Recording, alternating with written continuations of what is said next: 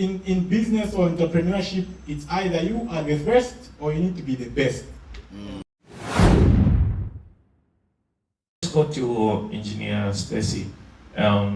Looking at what you have shared with us, you have been in these sales for some time now, and you have to deal with people, different types of people, I believe different races, different characters, and there could be somebody here that maybe is aspiring also to, get up that ladder to, some high position in their career. And how do you manage dealing with people that you don't lose yourself, and again, it helps you to keep going high? How do you just handle the people around you and rejections? There are those different experiences that we have, but we keep on going high. How do you handle that? Thank you so much, Pastor, for that question.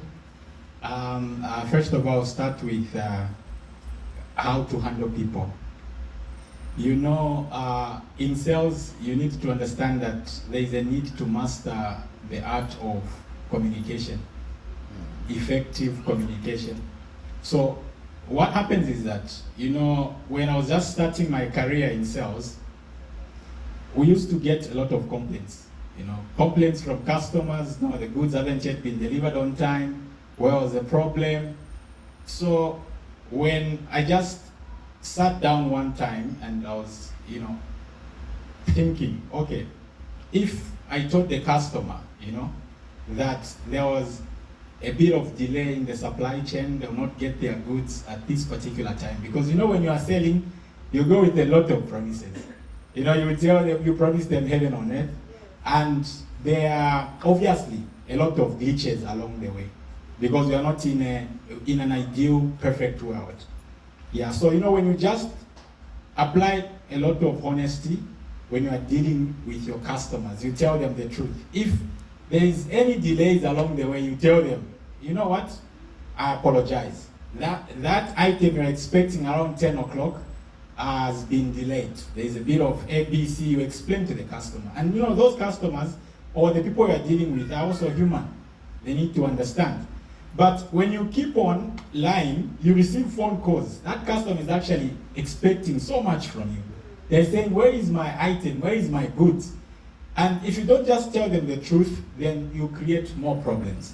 So I feel mastering the art of effective communication, being sincere and honesty has really helped me to where I am as a sales manager, dealing with customers, and also to talk about a bit of how to manage people around you, like your subordinates, people are reporting into you. It's really important to kind of fit into their shoes, understand what they are going through. At our company, there is what we call an open door policy. There is nothing like a restriction. This one is in management. This one is not in management.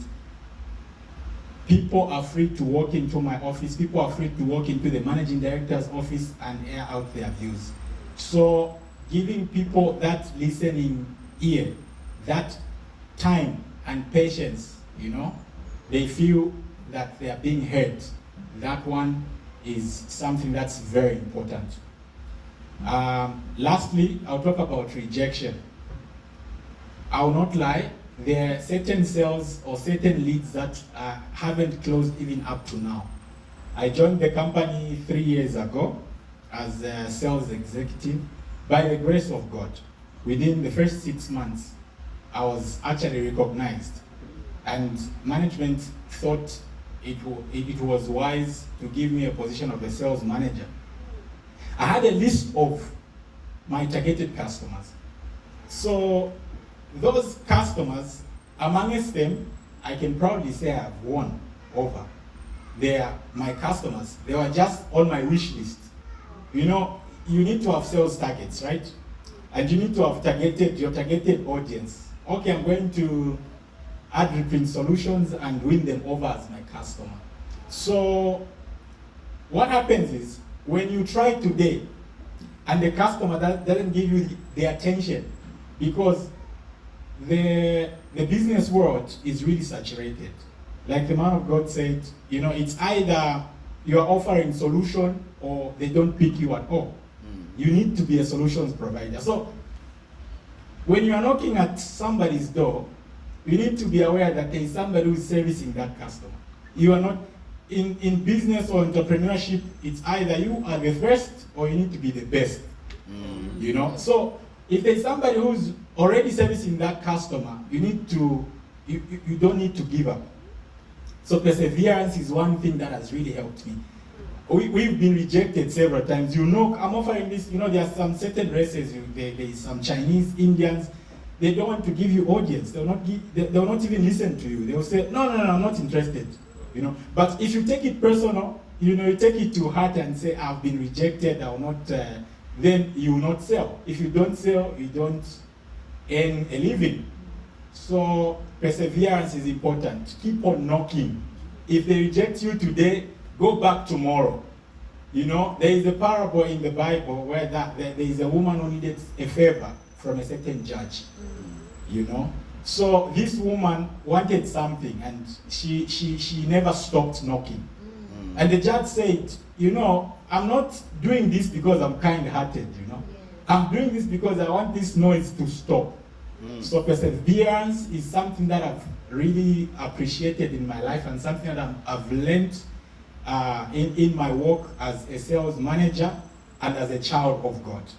Thank you so much. Wow, that's amazing.